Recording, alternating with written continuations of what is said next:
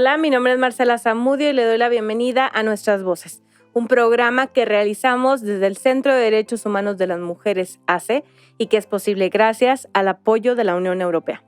En esta emisión tenemos de personas invitadas a Diana Villalobos, directora de Consultoría Técnica Comunitaria ACE, y a Felipe Ruiz, coordinador general de la Comisión de Solidaridad y Defensa de los Derechos Humanos ACE. Quédese para conocer más sobre estas dos organizaciones. Comenzamos.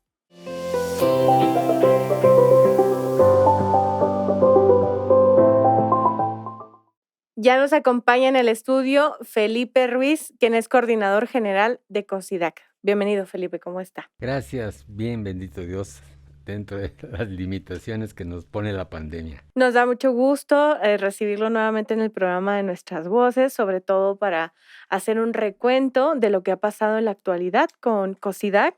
Y bueno, pues recordando que es una organización que desde 1987, encabezados por el obispo José Alberto Yaguno Farías, pues crearon COSIDAC con la intención de defender, luchar y fomentar los derechos humanos de comunidades indígenas de la Sierra Tarahumara, aquí en el estado de Chihuahua. ¿Cuál fue la principal motivación de conformar una organización civil? En 1986-87 se operó el plan o el programa Cóndor, la campaña que hizo gobierno federal encabezada por el ejército para el combate del narcotráfico. Se ubicaron fundamentalmente en el sur de la Sierra Tarahumara, en el municipio de Guadalupe y Calvo. No quiero tapar el sol con un dedo, y las violaciones y los excesos que hizo el ejército fueron repetidos y muy arbitrarios.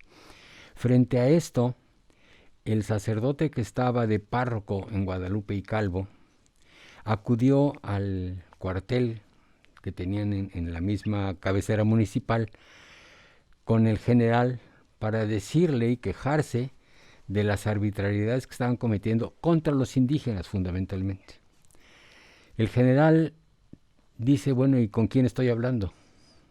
Y le dice, con el padre Francisco Chávez Acosta, párroco de la parroquia de Guadalupe y Calvo. Y dice, yo estoy en un estado laico y usted no existe para mí. Usted no tiene personalidad jurídica y no tengo por qué escucharlo. Pues se retira con gran pena de esa situación, y en diálogo con el señor obispo, con otros sacerdotes y un grupo de laicos, especialmente mujeres, se ve la posibilidad de tener personalidad jurídica para poder establecer un diálogo de tú a tú con el gobierno federal y con cualquier persona que así se viera conveniente. En esa situación fue la causa que obligó prácticamente a crear la comisión como organización civil, como asociación civil, que lo logramos en noviembre de 1988. Fue cuando tenemos el acta constitutiva de inicio, y desde entonces a la fecha, con sus altas y bajas, hemos venido caminando en favor de la defensa de los derechos humanos y, como bien lo señala, teniendo especial interés en atender las necesidades y los derechos de los pueblos indígenas. COSIDAC trabaja en 5 áreas estratégicas. Si nos pudiera compartir un poquito más acerca de cada una de ellas, por favor. Bien, estas 5 áreas estratégicas es la primera, todo lo que se refiere al fortalecimiento cultural. Es decir, nosotros consideramos que el mundo indígena tiene una riqueza desconocida en general y pisoteada además. Entonces, en este sentido, en esta perspectiva, hemos tratado de impulsar, de fortalecer, de estudiar, porque hemos necesitado estudiar, todo lo que los indígenas, y lo digo en una frase pequeña, contemplan como el buen vivir. A diferencia, por ejemplo, del vivir bien que tenemos nosotros. El vivir bien me dice, yo vivo mejor que tú. Él vive mejor que yo. El buen vivir es la relación con la naturaleza, con el hermano, con la comunidad y con la divinidad en la que ellos creen, en armonía. Hemos estado tratando de impulsar esto porque los indígenas lo viven de forma, dicen los filósofos, poco temática, poco conceptual. Lo viven, no lo formulan. Entonces nosotros hemos tenido necesidad de formularlo desde nuestra cultura, tratando de fomentar, recordar, relacionar con sus sistemas normativos internos de salud, de justicia, de fiesta, etc. Ese es lo primero que hemos hecho. Y entonces, en cada reunión que tenemos con ellos, no dejamos de hablar de estas perspectivas que nos parecen fundamentales. Y ya quisiera yo que vieran ustedes las caras de los indígenas cuando expresamos lo que ellos viven. Y dicen, Echiregajoku, así es, ¿no? En Rarámuri. Este es el primer aspecto que trabajamos. Después, al ver las situaciones de arbitrariedades que se hacen en el sistema judicial mexicano y del Estado, nos dimos a la tarea de tratar de fomentar, favorecer, defender el debido proceso de los indígenas acusados de algún delito. ¿Por qué? Porque son juicios muy manipulados, son juicios en donde la gran mayoría son abreviados, no son juicios orales, porque es más fácil para todos. Nos hemos topado que hay un acuerdo entre juez, fiscal y defensor de oficio. Porque todos tienen defensores de oficio, nadie paga una defensa particular. Y en ocasiones se dan estos acuerdos entre ellos para despachar los juicios cuanto antes y de la mejor manera. Nos hemos topado entonces con situaciones de inocencia, muchas gentes inocentes. Tenemos un caso paradigmático de un indígena recluido aquí en Chihuahua y les dijo, mi primo que está detenido en Parral, él sí cometió el asesinato que dicen que yo cometí, pero él está detenido ya, yo no cometí nada, y sin embargo ahí está todavía purgando su sentencia. En fin, una serie de arbitrariedades, y nos hemos tratado de elaborar un catálogo, una lista lo más precisa posible de las situaciones que viven los indígenas en algunos reclusorios, Chihuahua desde luego, Parral, Cuauhtémoc, Huachochi y Juárez. No hemos podido actualizarlo por la cuestión de la pandemia, nos cerraron las puertas por razones obvias y ahí vamos, pero es otro de los esfuerzos que estamos impulsando. Una tercera área de servicio que tenemos es todo lo referente a atender las quejas que llegan a nosotros por violación de algún derecho. Llegan a nosotros de chile, de mole y de manteca. No todos pueden ser atendidos por nosotros porque no todos son viables de ser atendidos. Pero en general atendemos las situaciones que nos llegan, tanto las locales, las que se dan fuera del estado, pero que también nos lo reportan por la relación que tienen con familiares. Y en caso necesario, también acudimos a las instancias internacionales para poder ayudar internacionalmente y favorecer la justicia de ellos, ¿no? Esa es la tercera área.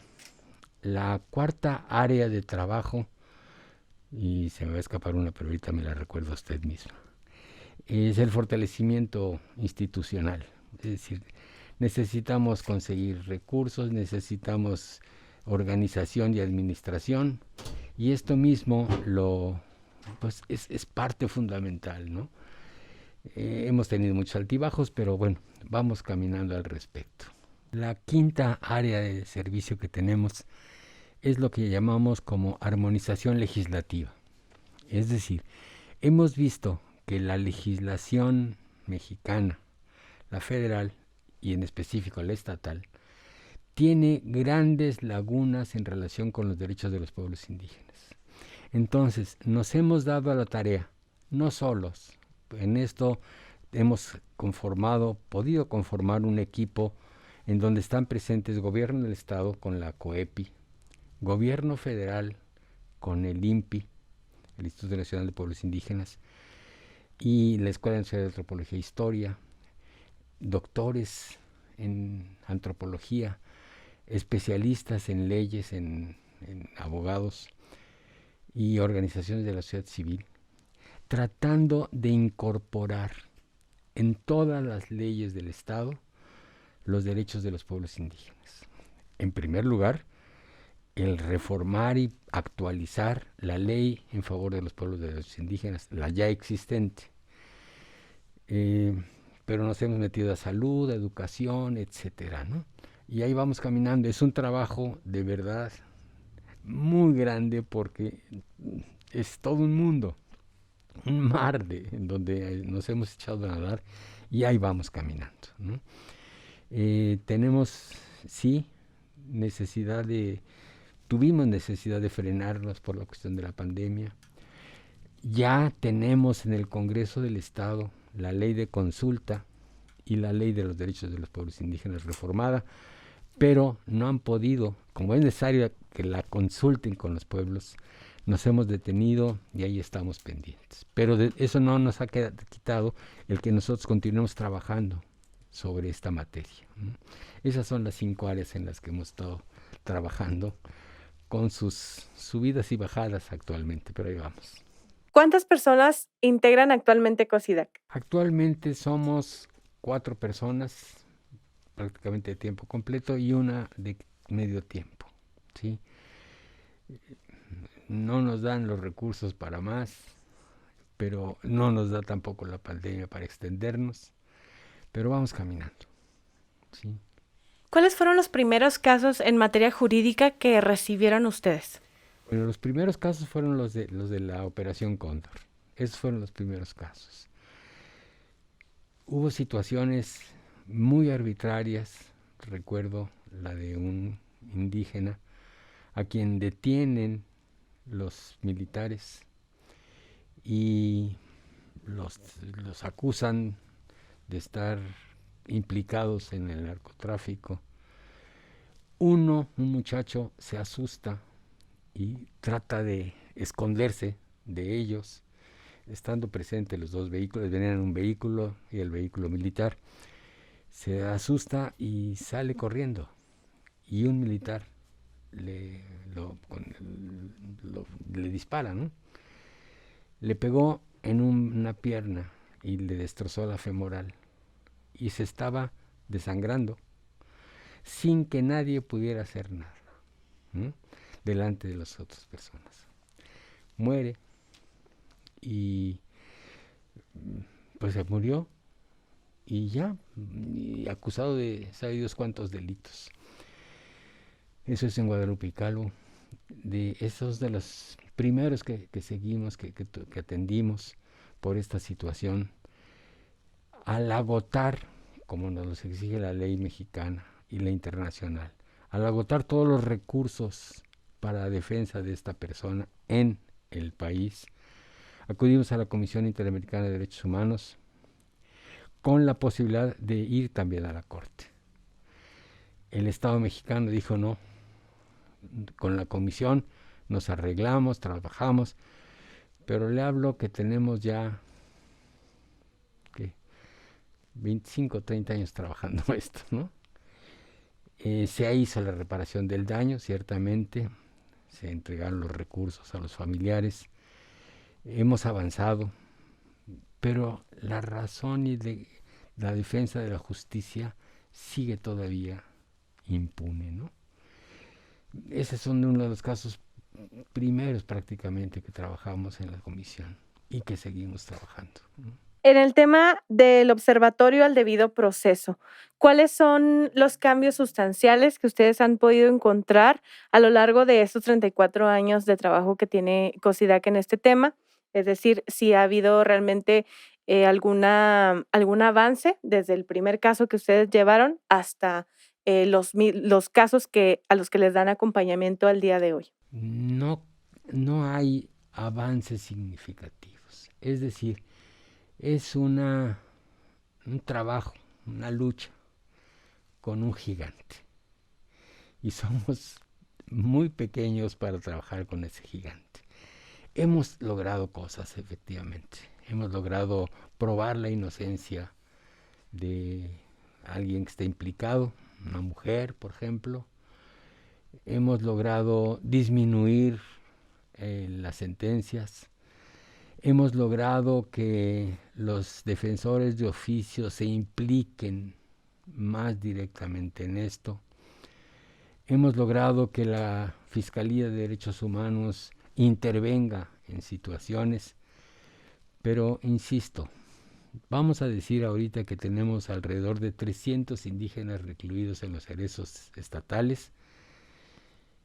Los casos que hemos podido avanzar los contamos con los dedos de la mano y nos sobran, ¿no? Son situaciones muy difíciles, con gente muy endurecida frente a lo que la letra de la ley dice y no mueven un ápice en favor de buscar la justicia.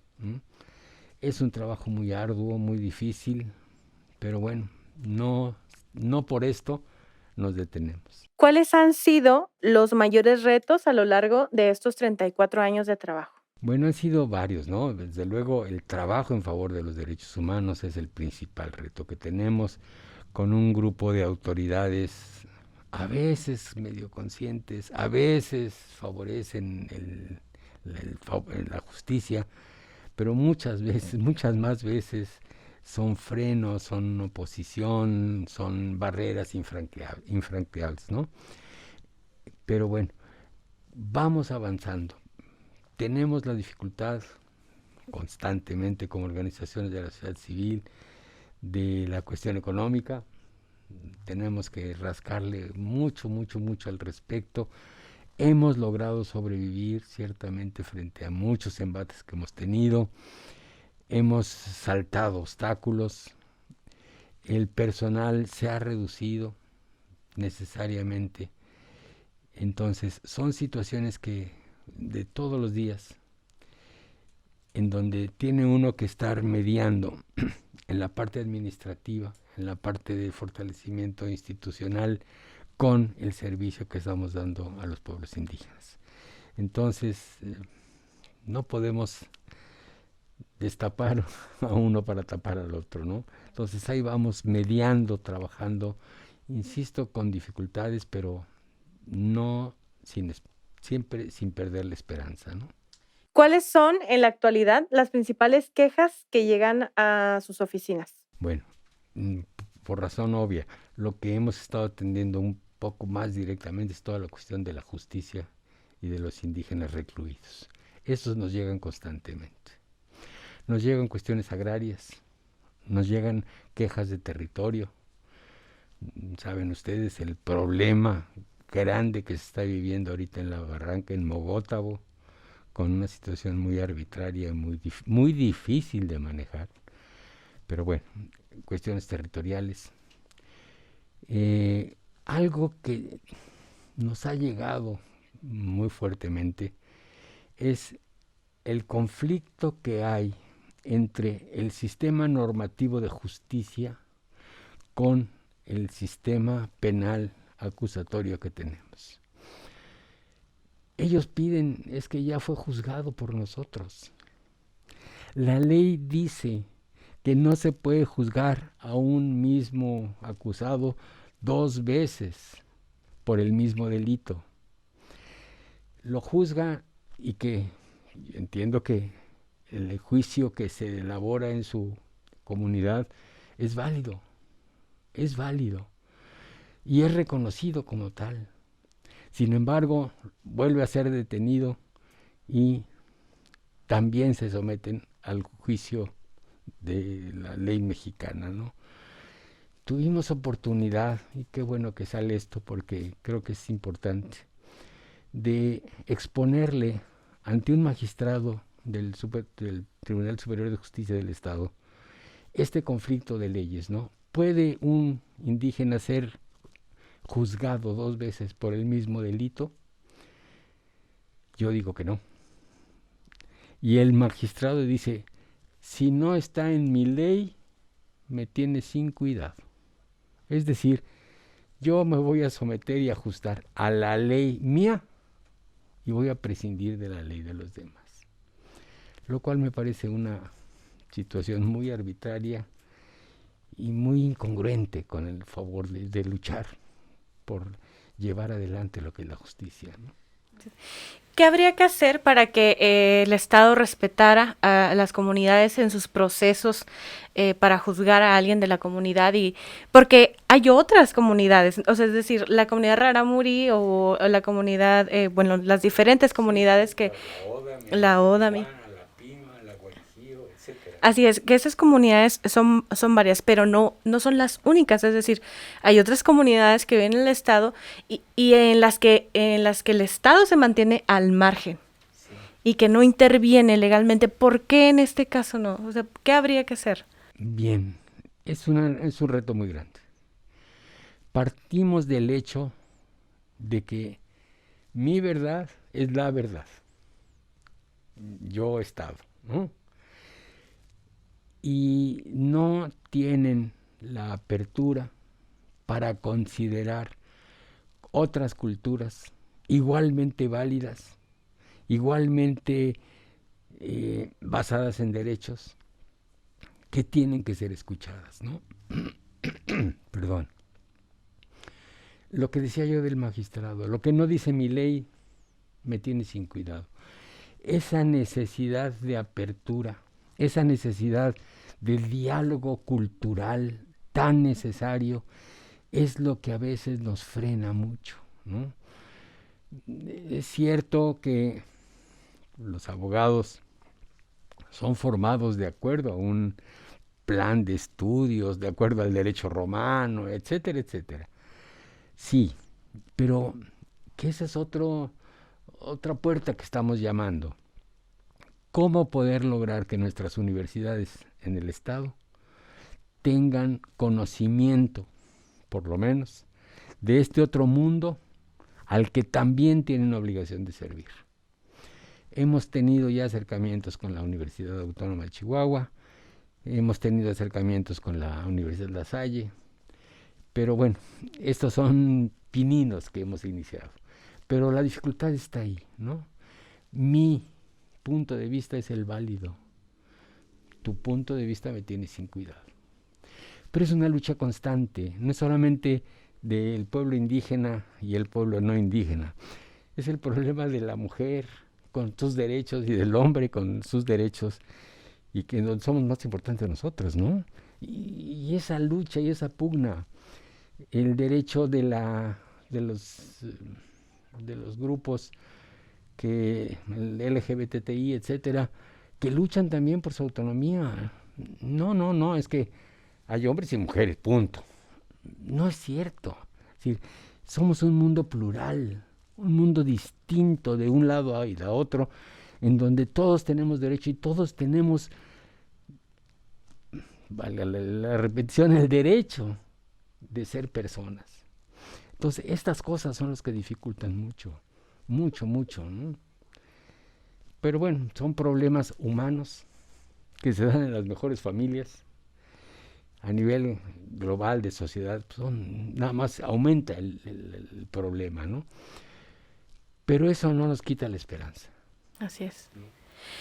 Y bueno, ¿qué pasó en el contexto del confinamiento del COVID con las comunidades indígenas? ¿Cuáles fueron sus principales necesidades o las situaciones que ya atraviesan como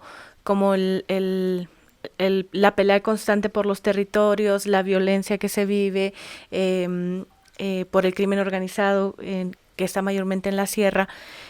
¿Que esto se agravó? ¿Qué fue lo que se vivió por parte de las comunidades? En primer lugar, yo no sabría explicarlo.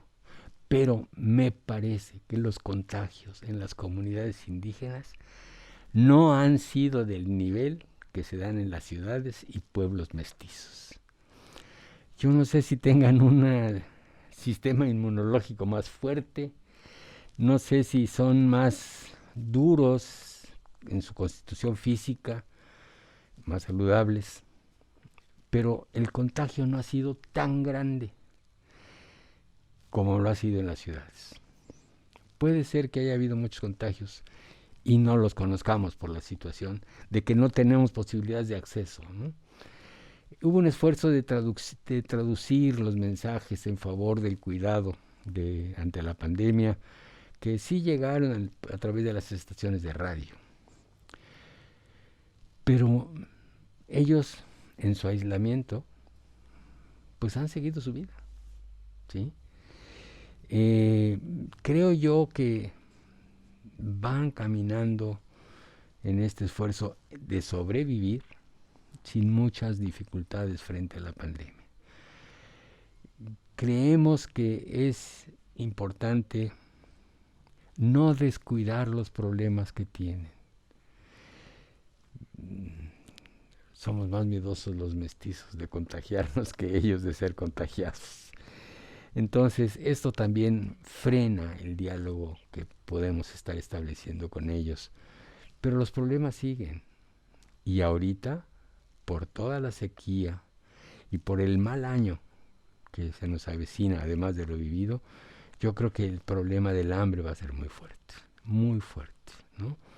Entonces, si a la justicia le ponemos el hambre, le ponemos la falta de cosechas, la sequía y las arbitrariedades que están haciendo como en la comunidad de Mogotabo, el panorama se nos complica un poco, ¿no?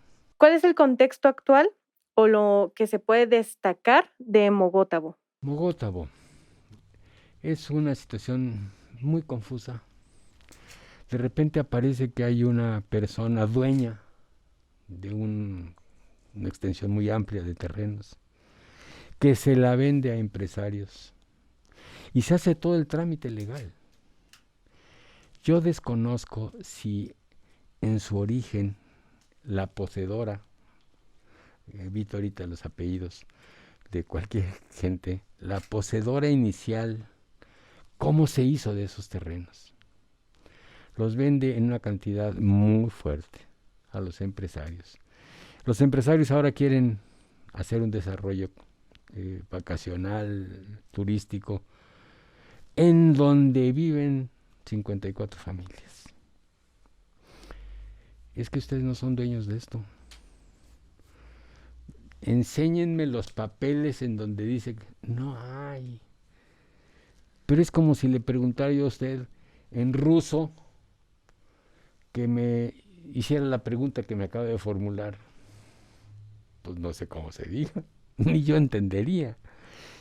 Si son dos lenguajes muy distintos, pero el derecho ancestral, ellos nacieron ahí, vivieron ahí, pero ahora resulta que no son dueños de la tierra porque hay un papel que alguien hizo a nivel estatal que le da derecho a una persona de vender esos terrenos.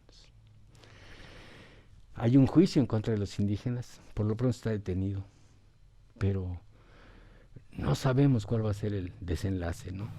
Ni cuánto tiempo tome. Ni cuánto tiempo toma. Haga de cuenta que llego hoy a su casa y le digo, ¿sabe qué? Se sale porque esta casa es mía, me la vendió fulano de tal. Bueno, ¿y quién es fulano de tal? Pues el dueño de la casa.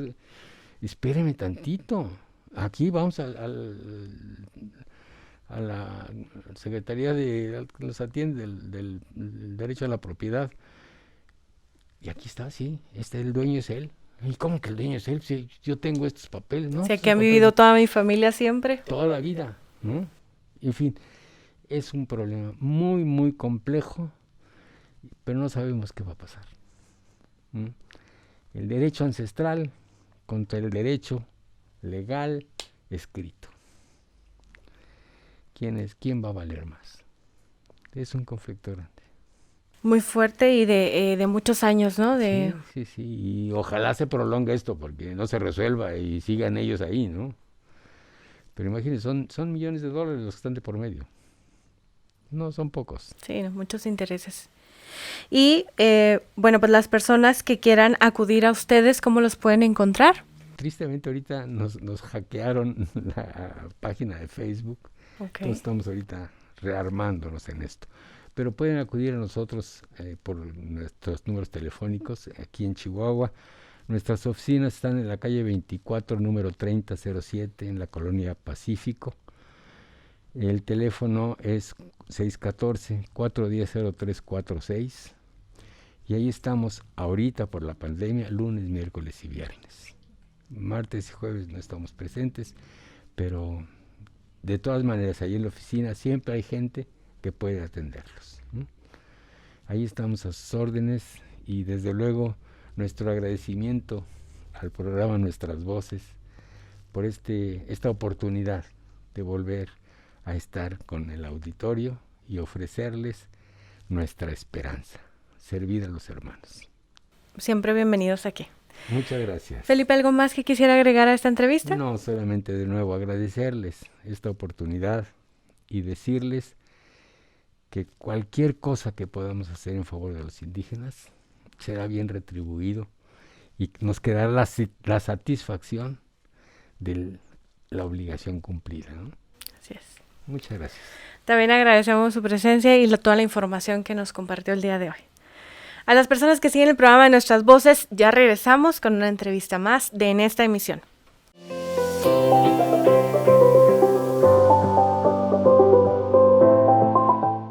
Ya nos acompaña en el estudio Diana Villalobos, quien es directora de Consultoría Técnica Comunitaria ACE. Bienvenida, Diana, ¿cómo estás? Muy bien, muchas gracias por la invitación. Al contrario, nos da mucho gusto recibirte nuevamente en Nuestras Voces para hablar un poquito sobre lo que está haciendo en la actualidad Contec y un poco también de la historia. Hace 22 años ya que tienen ustedes trabajando y bueno, si nos pudieras contar brevemente cómo nació la organización y a qué es a lo que se dedican. Sí, conté que surge como una necesidad de atención técnica a problemas de comunidades indígenas. Las personas que formaron CONTEC estaban antes en COSIDAC. Entonces, en COSIDAC se atendían principalmente problemas relacionados con violación a derechos humanos, pero cada vez fue más necesaria un área técnica que respondiera a problemas relacionados con el bosque y con el manejo de los recursos naturales. Ese es el antecedente de CONTEC. Ok, entonces son como organizaciones hermanas, ¿no? De una derivó la otra. Sí. Y actualmente, ¿cuántas personas integran Contec? Actualmente somos 7 personas, somos un equipo chiquito. Y en estos 22 años, pues ha cambiado también porque de iniciar como una organización muy técnica, pues en la escucha con las comunidades indígenas que nos buscaban, pues cada vez fuimos atendiendo más problemas relacionados con la defensa del territorio y del medio ambiente. ¿Cómo llegaste tú, Diana, a Contec? Bueno, yo antes estaba en COSIDAC desde el 90 y en 2015 entré a trabajar en Contec. 2005, perdón, en 2005. Sí. Y bueno, ¿cuáles han sido los principales retos durante estos 22 años? Pues ha habido muchos retos técnicos y también como hemos visto en donde cada vez más las comunidades están más asediadas por particulares o por los mismos intereses que tiene el gobierno al otorgar concesiones de explotación de recursos naturales. Entonces eso ha sido el irnos, porque inicialmente pues no era una organización, era técnica, enfocado al manejo de recursos naturales. Entonces ha sido ir aprendiendo también en el camino todo lo relacionado con la defensa del territorio.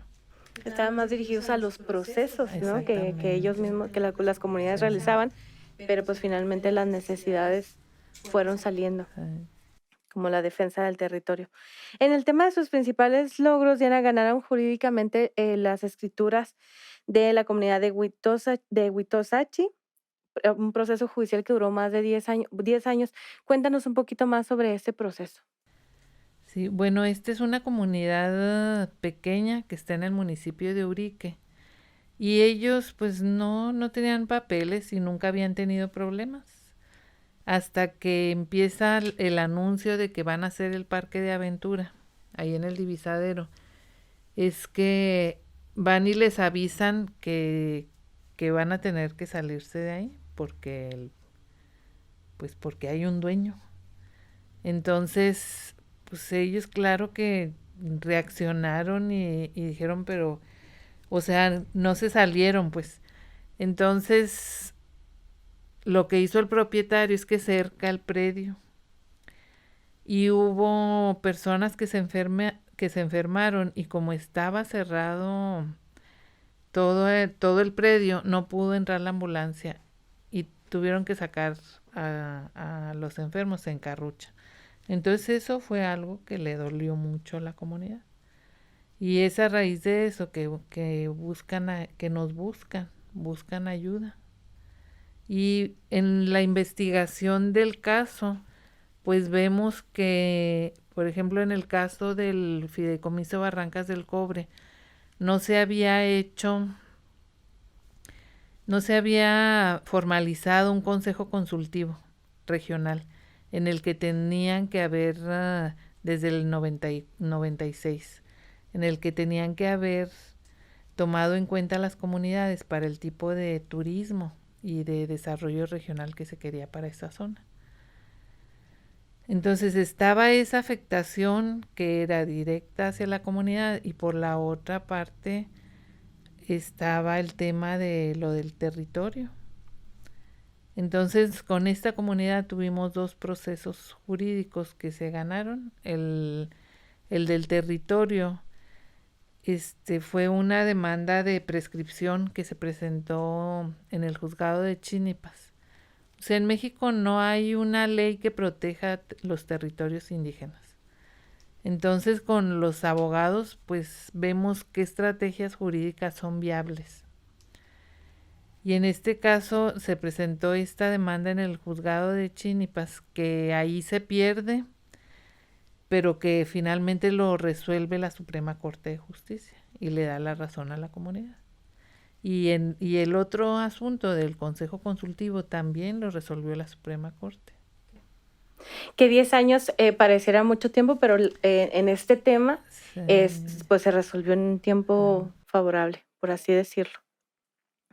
Y bueno, también se han logrado diversas consultas, como una de ellas la del bosque de San Elías Repechic, que bueno, en el proceso en el que está ahorita es en el cumplimiento de la indemnización. Pero actualmente, ¿cómo se está viviendo este proceso de indemnización? Sí, bueno, en relación a lo de las consultas, Sí.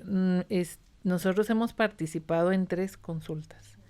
Una, pues sí, es la del aeropuerto, que no fue previa porque el aeropuerto ya tenía el 80% de avance. Pero finalmente fue una consulta para ver las afectaciones, en donde se vieron más bien las afectaciones. Y que finalmente termina el juicio con el fideicomiso para el pago de daños materiales e inmateriales. Y ahorita efectivamente se está en el proceso de cumplimiento de sentencia. Las otras 2 consultas en las que hemos participado es la del gasoducto El Encino Topolobampo, que esa consulta la hace la Secretaría de Energía a raíz de una caravana que hicieron varias personas de varias comunidades al Senado de la República. Y uno de los reclamos era ese, ¿verdad? Porque si están, ahí todavía no llegaba a la sierra el gasoducto, pero ya había empezado, ya llevaba un avance del 50%. Entonces se empieza Después de este viaje al Senado de la República, se ordena hacer la consulta a todas las comunidades afectadas por las que iba a pasar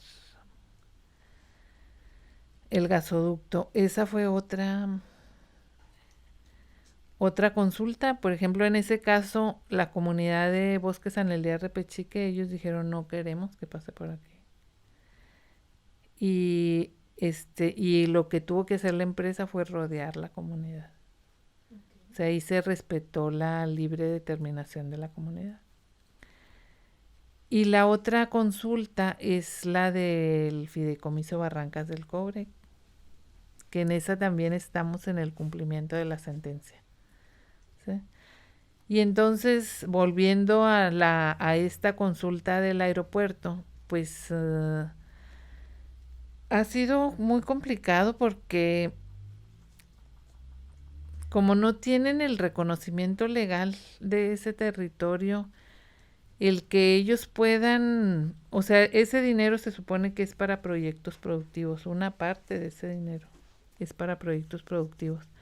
Y pues ellos, es su territorio, ellos tendrían que tener derecho a ejecutar ahí proyectos productivos. Y uno de esos fue el del taller de costura, que después tuvo todos estos conflictos, ¿no? Con este particular que los acusa de robo, de despojo y daños. Que eso fue en 2016. No, eso ¿O fue fue el antes? año pasado. Ok. Ujú. Y se acaba de reabrir este taller de costura. O sea que empezaron con esa construcción en mayo del año pasado. El particular presenta la denuncia por despojo y en agosto la fiscalía detiene la construcción. Entonces, pues nosotros lo que hicimos fue presentar 2 amparos y en uno de estos amparos se concede la suspensión provisional porque el juez da permiso. Dice que está bien que la fiscalía siga con la investigación, pero la comunidad puede continuar usando ese territorio, ese lugar, ¿no? Y entonces ellos retoman la construcción. Y lo que pasó es que ya terminaron la construcción y ya lo inauguraron, el taller de costura. Pero el juicio sigue ahorita, está en el colegiado. Okay. ¿Y en qué proceso está el juicio? Está en el colegiado, está en revisión. ¿Y tienen alguna fecha para No darle tengo seguimiento? ahorita claro la fecha en la que vayan a dar la respuesta porque están trabajando muy lentos los juzgados. Okay. ¿Cómo está la comunidad? ¿Cómo es el ambiente de la comunidad con respecto a estos procesos? Pues bueno, uno que ve de fuera ha sido, o sea, ellos tienen desde los años 60 luchando por el reconocimiento de su territorio. Ellos han presentado muchas denuncias en el Ministerio Público por daños y robo y despojo y nunca les han hecho caso. Entonces, como que ha sido muy largo. ¿Cómo están? Pues están cansados, pero siguen en resistencia, pero es una comunidad fuerte que está en resistencia. Que sigue luchando. Sí, siguen luchando. Diana, ¿cuál es la situación actual del agua en Krill? Pues en toda la sierra ahorita hay un problema por la falta de lluvia, hay un problema de desabasto de agua potable. Y no únicamente en Krill, en las comunidades también que no vive tanta gente, están teniendo mucha dificultad por el agua. Y bueno, para los defensores de la tierra, de la Sierra Tarahumara, también cómo tienen el panorama, sobre todo en este contexto de confinamiento en el que muchos procesos se detuvieron. Sí, pues sí ha sido complicado porque nosotros hemos observado que en la sierra y en las comunidades, pues no, el tema del confinamiento pues no se dio. Allá la vida sigue, ¿no? lo que vemos es que en los juzgados se detuvo la actividad, pero no el Ministerio Público, que fue muy activo en recibir la denuncia y la actuación de la policía en detener el taller de costura. O sea, ahí no hubo esta parte no valió el tema del confinamiento, ahí sí fueron muy expeditos. El problema también ya es en los juzgados, que ahí sí pues cerraron, bajaron al 30%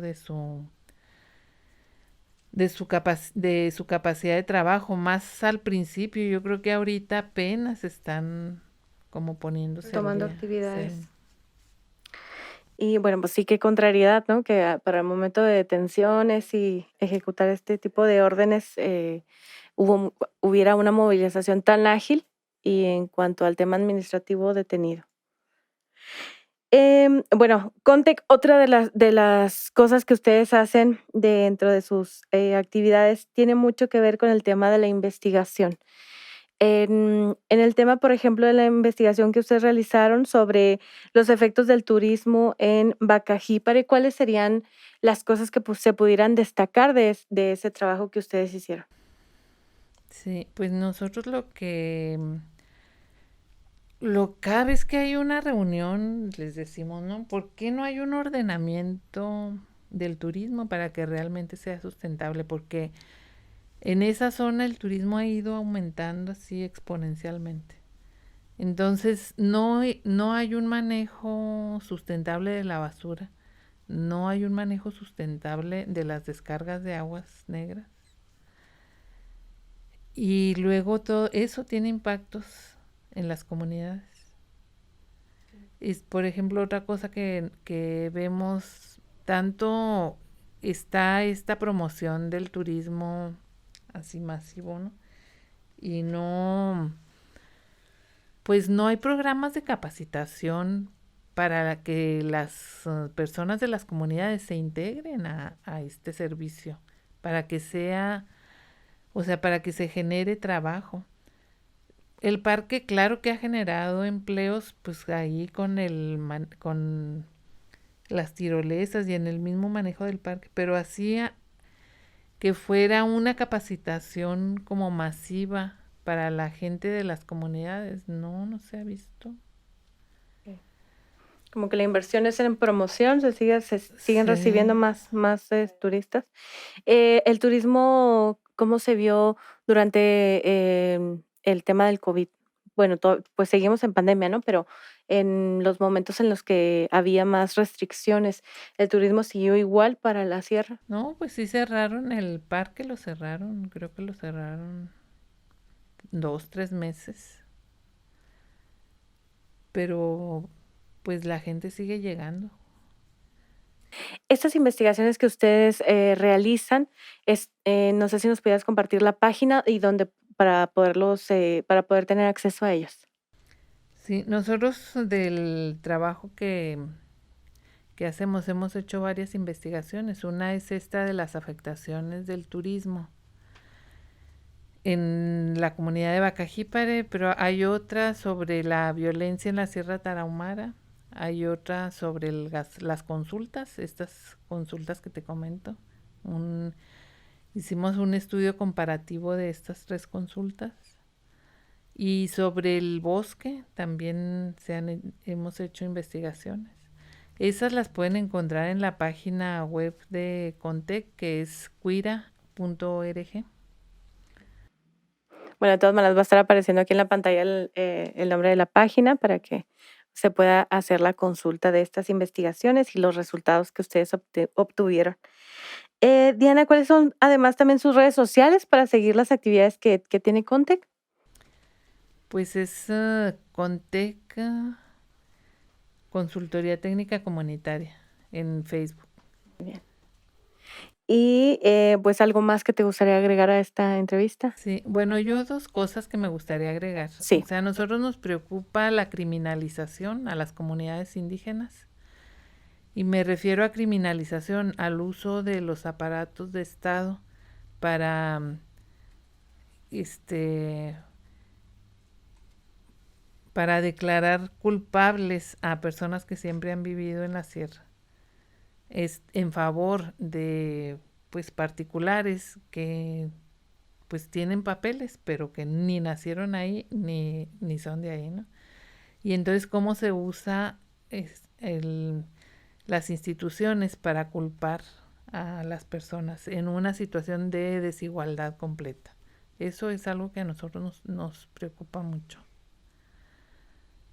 ¿Y la segunda Sí. cosa? La segunda cosa es que, bueno, también los invitamos, están estas investigaciones y en particular la de la violencia en la Sierra Tarahumara, pero durante abril y mayo se hicieron foros en donde se estuvo como platicando sobre diferentes problemáticas de la Sierra Tarahumara.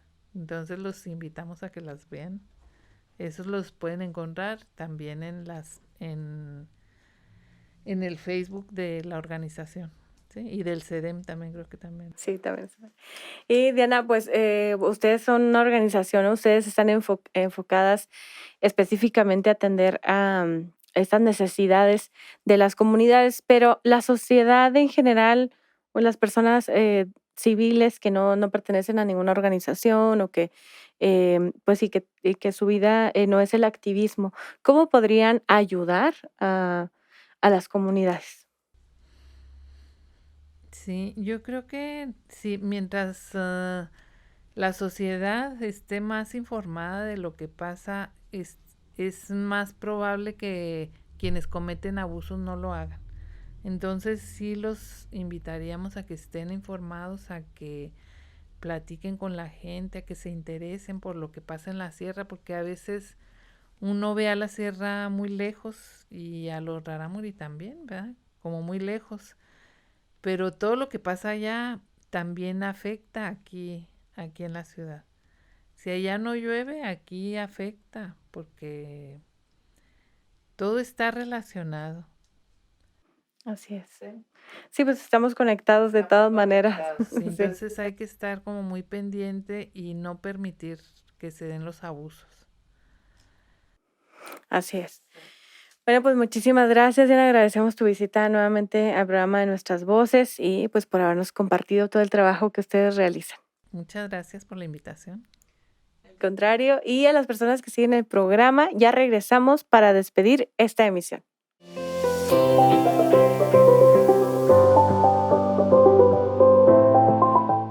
Cerramos esta emisión agradeciendo a las personas que estuvieron de invitadas, que fueron Diana Villalobos y Felipe Ruiz. Además, agradecemos al equipo de Trompeta Films por la producción de esta emisión. No se pierda el programa de Nuestras Voces a través de las redes sociales del CEDEM. Encuéntranos en Facebook como Centro de Derechos Humanos de las Mujeres, en Twitter e Instagram como @CEDEM, en YouTube como CEDEM Chihuahua y en Spotify como Nuestras Voces CEDEM Chihuahua. Nuestras Voces es posible gracias al apoyo de la Unión Europea. Mi nombre es Marcela Zamudio, gracias por acompañarnos. Hasta la próxima.